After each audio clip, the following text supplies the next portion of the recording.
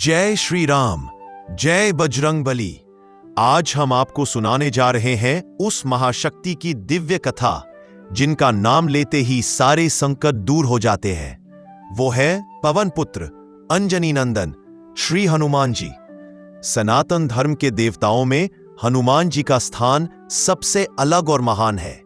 वे न केवल भगवान श्री राम के अनन्य भक्त हैं, बल्कि वे चिरंजीवी भी हैं। आज भी उनके नाम का जाप करने से रोग, भय, शत्रु और संकट सब दूर हो जाते हैं।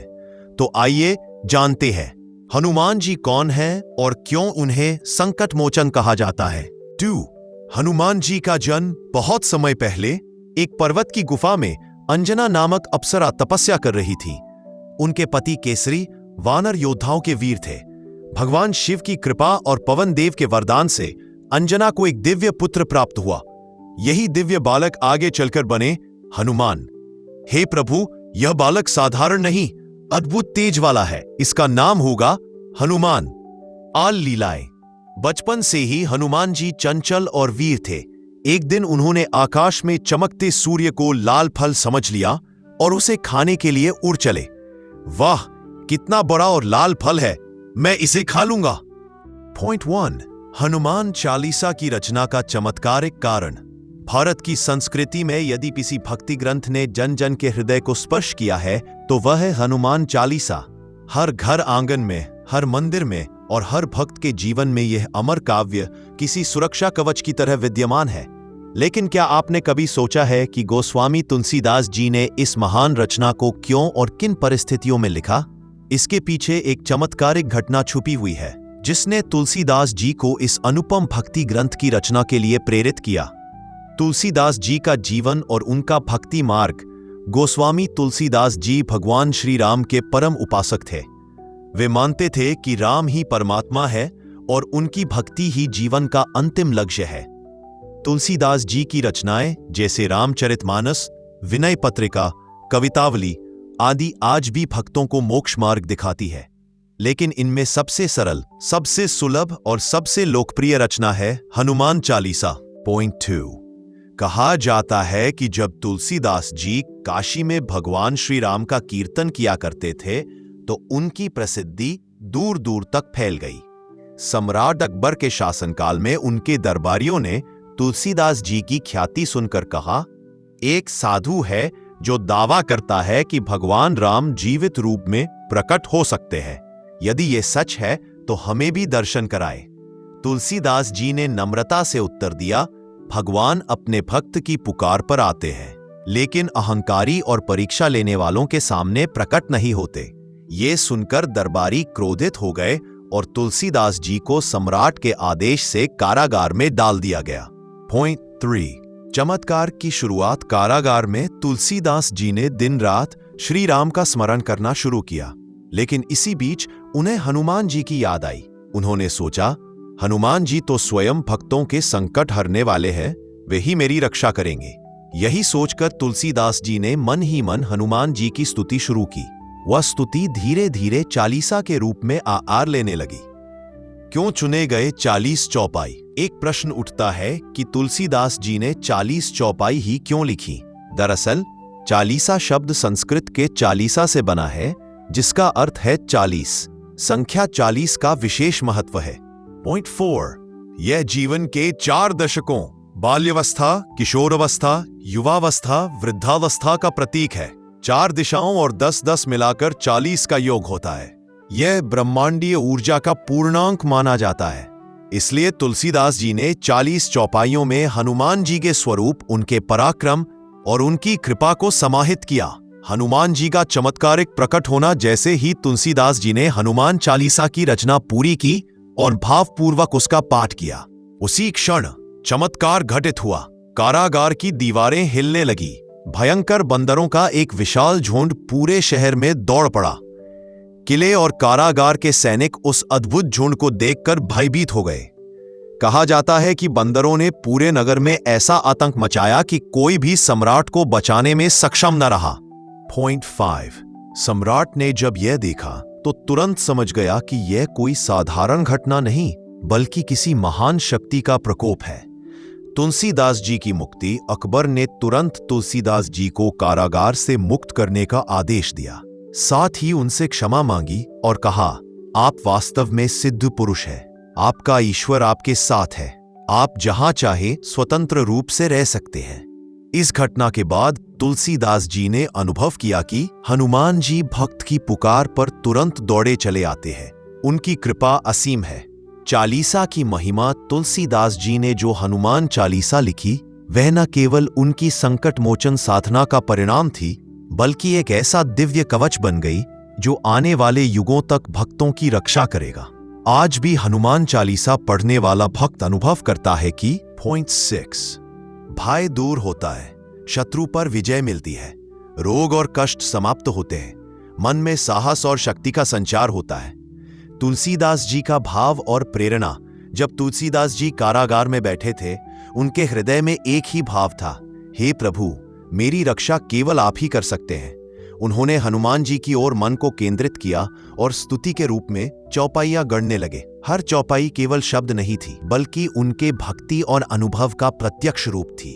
हनुमान चालीसा का मंगलाचरण, श्री गुरु चरण सरोज रज, निज मन मुकुर सुधारी, बरणौ रघुबर बिमल जसु, जो दायक फल चारी। इस चौपाई में तुलसीदास जी ने शुरुआत गुरु वंदना से की। उनका मानना था कि बिना गुरु की कृपा के न तो भक्ति संभव है और न ही भगवान की प्राप्ति।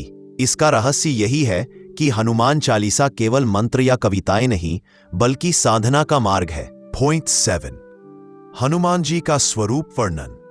जय हनुमान ज्ञान गुण सागर, जय कपीस तेहु लोक उजागर। तुलसीदास जी हनुमान जी को ज्ञान और गुणों का महासागर बताते हैं। उनका स्वरूप भक्तों के लिए प्रकाश है, जैसे अंधेरे में दीपक। इस चौपाई का पाठ करने वाला अपने भीतर शक्ति और विवेक का अनुभव करता है। पराक्रम और शक्ति की महिमा। महावीर विक्रम बजरंगी, कुमति निवार सुमति के संगी। यहां हनुमान जी को महावीर और बजरंगी कहा गया, अर्थात वे केवल शारीरिक बल से ही नहीं, बल्कि बुद्धि और विवेक के संरक्षक भी है। यही कारण है कि विद्यार्थी, साधक और यहां तक कि जीवन की कठिनाइयों से जूझते लोग हनुमान चालीसा पढ़कर मानसिक शक्ति पाते हैं। पॉइंट 8 संकट मोचन स्वरूप। संकट ते हनुमान छुड़ावे, मन क्रम बचन ध्यान जो लावे। तुलसीदास जी ने अपने कारागार के अनुभव से इस चौपाई को लिखा। उन्होंने स्वयं देखा कि जैसे ही उन्होंने चालीसा लिखी और उसका पाठ किया, हनुमान जी ने तुरंत संकट से मुक्ति दिलाई। यही कारण है कि आज भी जब कोई भक्त संकट में हनुमान चालीसा पढ़ता है तो उसका बोझ हल्का हो जाता है। तुलसीदास जी के साथ हनुमान जी का मिलन किंवदंती है कि तुलसीदास जी जब चित्रकूट में तपस्या कर रहे थे, तब हनुमान जी ने उनसे साक्षात दर्शन दिए। हनुमान जी ने कहा, तुलसीदास, तुम्हें श्रीराम के दर्शन तभी होंगे जब तुम अपनी भक्ति को लोक कल्याण के रूप में प्रस्तुत करोगे। यही प्रेरणा बाद में रामचरितमानस और हनुमान चालीसा जैसी रचनाओं में दिखाई देती है। पॉइंट 9 चौपाइयों के माध्यम से साधना। हनुमान चालीसा की 40 चौपाइयां केवल काव्य नहीं, बल्कि साधना पद्धति है।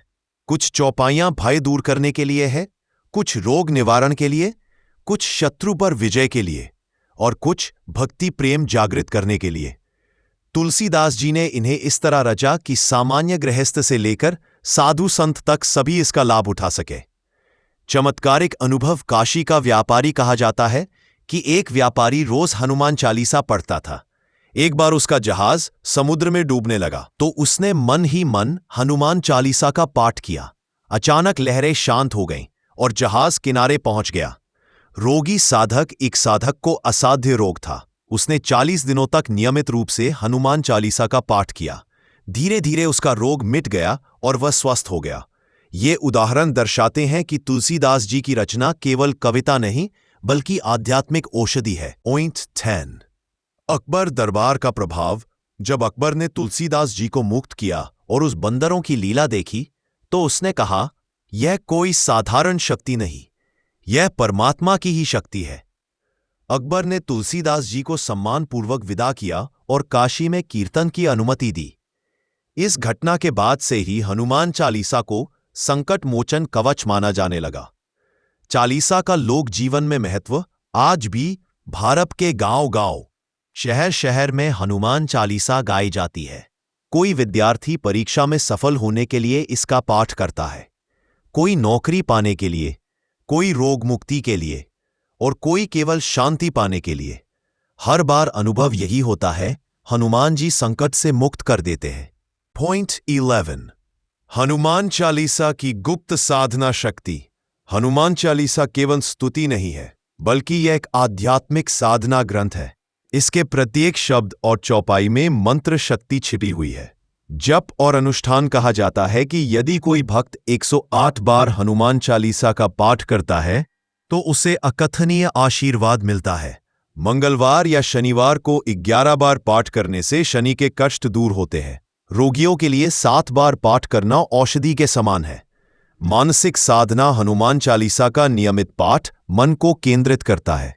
भय, चिंता, अवसाद और निराशा स्वतः दूर हो जाते हैं। आत्मविश्वास बढ़ता है। साधना। पॉइंट 12, तुलसीदास जी की आध्यात्मिक यात्रा। तुलसीदास जी ने अपना जीवन पूरी तरह राम भक्ति में समर्पित किया, लेकिन जब उन्होंने हनुमान चालीसा लिखी तो ये उनकी अंतर्मन की पुकार थी। किंवदंती है कि तुलसीदास जी जब गंगा किनारे कीर्तन करते थे तो हनुमान जी अक्सर वृद्ध ब्राह्मण या साधारण भक्त के रूप में उनके पास आते। कभी वे उनकी वाणी को सुधारते तो कभी उन्हें नई प्रेरणा देते। इन्हीं अनुभवों ने तुलसीदास जी को यह विश्वास दिलाया कि हनुमान जी जीवित है और हर उस भक्त के पास आते हैं जो उन्हें सच्चे मन से पुकारता है। हनुमान चालीसा और चमत्कार। शत्रुनाश। इतिहास में कई बार देखा गया कि जब किसी राजा या सेनापति ने युद्ध से पहले हनुमान चालीसा का पाठ कराया तो उनकी सेना को अद्भुत विजय मिली। कहा जाता है कि मराठा योद्धा छत्रपति शिवाजी महाराज भी हनुमान जी की आराधना करते थे और हनुमान चालीसा को अपने सैनिकों में गवाते थे। पॉइंट 13, हनुमान जी का जीवित स्वरूप। एक बड़ी मान्यता है कि हनुमान जी आज भी पृथ्वी पर जीवित हैं। कहा जाता है कि जब जब कोई भक्त हनुमान चालीसा का गहन भाव से पाठ करता है, हनुमान जी अदृश्य रूप से वहां उपस्थित हो जाते हैं। तुलसीदास जी के जीवन में भी कई बार ऐसा हुआ। एक बार जब तुलसीदास जी प्रभु श्री राम के दर्शन के लिए व्याकुल हुए, तब हनुमान जी ने उन्हें दर्शन दिए और कहा, तुलसीदास, श्री राम के दर्शन तभी होंगे जब तुम्हारा मन पूरी तरह निर्मल होगा। हनुमान चालीसा का सूक्ष्म रहस्य। हर चौपाई एक बीज मंत्र की तरह है।